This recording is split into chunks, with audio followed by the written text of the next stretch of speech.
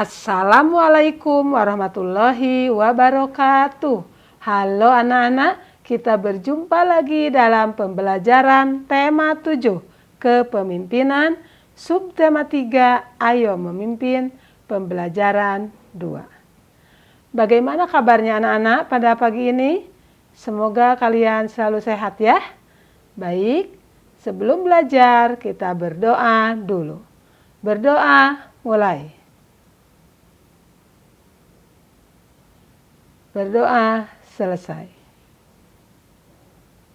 Anak-anak, banyak pemimpin yang dibuat patungnya sebagai bentuk penghormatan dan mengenang jasa-jasanya. Siapa pemimpin idolamu? Adakah patungnya? Nah, perhatikan patung ini, nak. Ya, coba perhatikan, ada 2 orang nih. Oke. Siapakah tokoh yang diwujudkan dalam bentuk patung itu? Siapa, nak?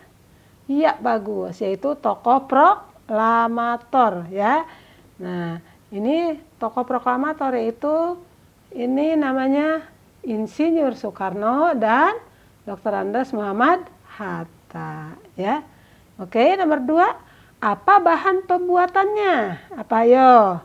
Iya, bagus. Bahan pembuatannya dari batu granit atau batu andesit ya. Batu marmer, semen, pasir, baja. Oke, nomor 3 perhatikan. Menurut perkiraanmu, bagaimana cara pembuatan patung itu? Bagaimana cara pembuatan patung itu? Nah, batu dari bahan granit atau andesit ya. Cara pembuatannya itu dipahat berdasarkan bagian-bagian tertentu. Nah, setelah jadi tiap bagian, kemudian direkatkan dengan semen ya.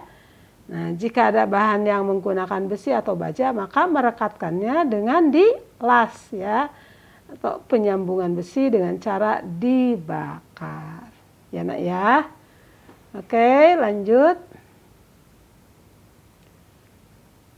Kita baca teks berikut. Patung si gale-gale yang dapat menarik.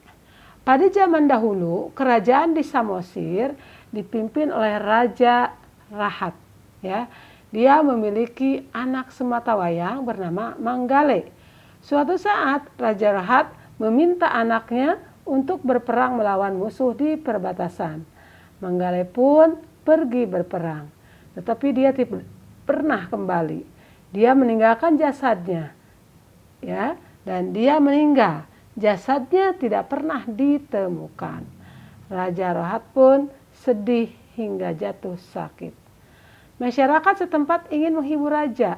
Mereka membuat sebuah patung yang menyerupai Manggale dan menamainya si Gale-Gale.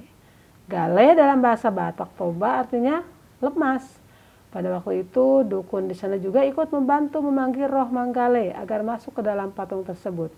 Sehingga patung si Gale-Gale dapat bergerak-gerak sendiri seperti orang yang sedang menari. Patung si Gale-Gale sampai saat ini masih dapat kita jumpai ketika berkunjung ke Tamok. Ya, ketika berkunjung ke Tomok, Pulau Samosir. Hanya saja dalam pertunjukan tersebut, patung si Gale-Gale sudah tidak dimasuki roh lagi. Patung ini dapat bergerak-gerak karena digerakkan dengan penggerak mekanis. Ya. Oke, anak-anak, perhatikan. Nomor 1. Nah, mungkin kamu telah sering melihat berbagai patung, baik secara langsung dari gambar atau fotonya. Ada berbagai macam patung, ya, tergantung dari tema, bentuk, dan teknik pembuatannya. Cari informasi mengenai hal berikut. 1, ciri-ciri patung. Perhatikan. Kemudian 2, jenis-jenis patung, ya. Kemudian yang ketiga, bahan pembuat patung. Dan yang keempat adalah teknik pembuatan patung, ya. Oke. Nah, kita bisa cari informasinya dari buku perpustakaan atau bertanya ke narasumber yang menguasainya, ya. Oke, nak. Nah, sekarang perhatikan Buatlah rencana pembuatan karya patung dari bahan lunak di sekitarmu. Kamu dapat membuat patung bertema hewan berkaki 2, hewan berkaki 4, atau patung bertema manusia. Ya, perhatikan rencana pembuatan karya patung. Nah, bentuk patungnya, perhatikan bentuk patungnya apa tuh. Nah, ya. Kemudian bahannya bagaimana? Teknik pembuatnya bagaimana? Alatnya bagaimana dan cara pembuatannya bagaimana? Nah, seperti tadi nih. Karena kita sudah melihat informasi tentang ciri-ciri patung. Nah, kita bisa lebih tahu banyak ya tentang patung. Bagaimana ciri-ciri patung itu, Nak? Memiliki tekstur ya, memiliki warna, memiliki bentuk. Nah, ya, itu ciri-ciri patung. Nah, yang kedua perhatikan, jenis-jenis patung. Jenis patung itu apa? Nah, berdasarkan bentuk. Yaitu figuratif, meniri bentuk secara alami, dan non-figuratif, yaitu tidak dibuat seperti bentuk alami, ya. Oke, kemudian nomor 3. Ada lagi, ini Nak, bentuk patung yang berdiri sendiri dan terlepas di kanan kirinya. Itu berdasarkan jenisnya ya. Kemudian relief, nah, bentuk patungnya yang menempel pada permukaan dinding. Nah, itu relief. Nah, sekarang bahan pembuatan patung. Ya. Bahannya bagaimana nih bahannya? Bahan pembuat patung. Kalian tentu sudah tahu tadi ya. Sudah tahu bahan pembuat patungnya apa nih? Ada bahan lunak, ya, ada bahan sedang. Bahan lunaknya apa? Misalnya tanah liat, plastisin, sabun, dan lainnya. Ya kan? Kenapa begitu? Karena supaya mudah dibentuk. Kemudian ada bahan sedang, ya. Jadi tidak lunak atau tidak keras. Misalnya apa, Nak? Ada kayu sengon, kayu waru, kayu mahoni, ya kan? Dan sebagainya. Kemudian ada bahan keras juga tuh untuk membuat patung. Misalnya kayu jati, Nak. Ya. Batu andesit, batu granit, batu marmer, dan lainnya. Kemudian ada juga bahan campuran, ya, misalnya dari semen, pasir, perunggu, kuningan, emas, dan lain-lain. Itu bahan pembuatan patung. Sekarang bagaimana dengan teknik pembuatan patung nih? Teknik pembuatan patung pertama dengan pahat, ya. Yang kedua dengan cor, yaitu memanaskan logam hingga mencair. Kemudian ada teknik bucir dengan mengurangi bahan lunak seperti tanah liat, ya.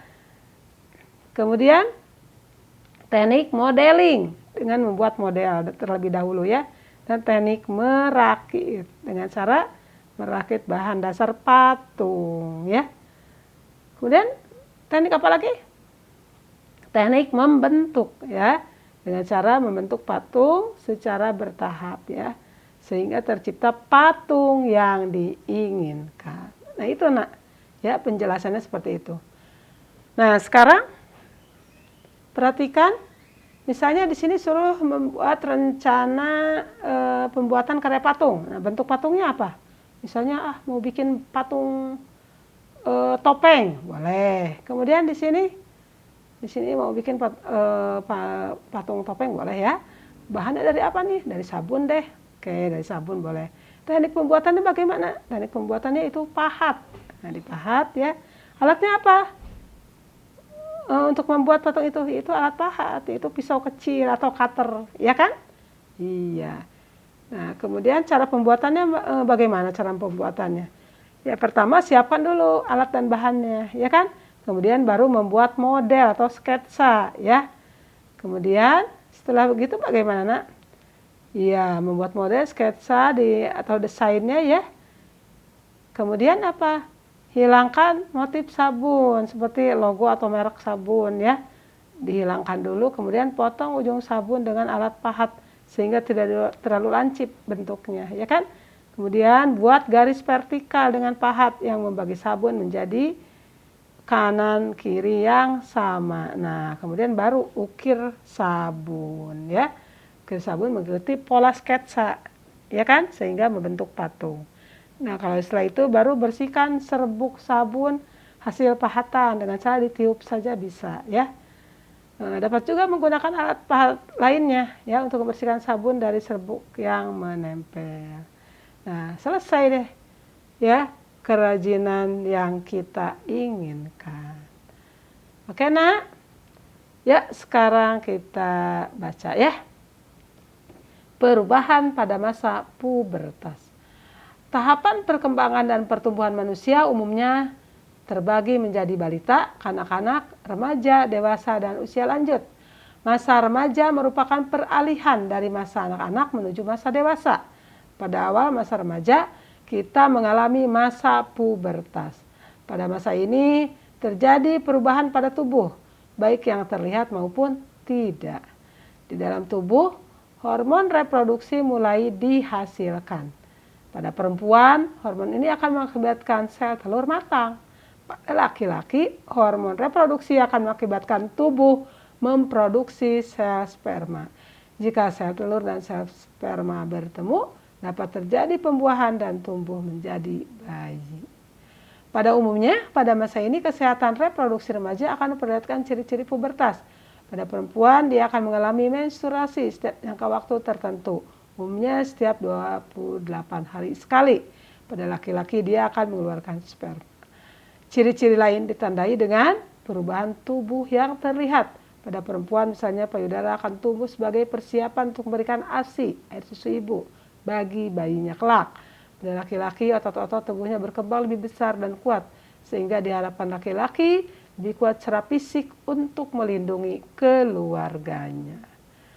Nah, coba perhatikan nih, persiapan apa yang harus dilakukan untuk menghadapi masa pubertas. Persiapan apa, Nak? Kira-kira? Ya, satu, harus selalu mendekatkan diri kepada Tuhan yang Maha Pencipta, ya. Ya, Tuhan yang Maha Esa. Jadi harus selalu mendekatkan diri kepada Tuhan yang Maha Esa, ya. Yang kedua, mencari informasi, bertanya dan berdiskusi tentang pubertas dan pendidikan seksual kepada orang yang mengerti, ya. Yang ketiga, selalu berpikir positif, ya, dan melakukan perbuatan yang positif. Yang keempat, banyak membaca buku pengetahuan, ya. Nah, yang kelima, pilih teman atau pergaulan yang baik, ya. Nah, yang keenam, mengembangkan bakat dan hobi. Nah, itu diantaranya ya yang harus dilakukan untuk menghadapi masa pubertas. Nah, anak-anak, perhatikan bersama kelompokmu buat karya berupa peta pikiran berisi persiapan menghadapi masa pubertas. Ya, membuat peta pikiran. Seperti apa peta pikirannya? Misalnya kalian nih di sini ditulis persiapan menghadapi masa pubertas ya. Oke, itu mencari informasi misalnya dan berdiskusi dengan orang yang mengerti tadi ya. Selalu mendekatkan diri kepada Tuhan yang Maha Esa. Kemudian apa lagi, Nak? Misalnya berpikir dan bertindak secara positif. Oke. Dan mengembangkan bakat dan hobi, ya kan? Kemudian pilih teman atau pergaulan yang baik, ya. Dan selanjutnya bisa ditambahin dengan banyak membaca buku pengetahuan. Oke, Nak. Demikian ya untuk pembelajaran hari ini. Terima kasih atas perhatiannya. Wassalamualaikum warahmatullahi wabarakatuh.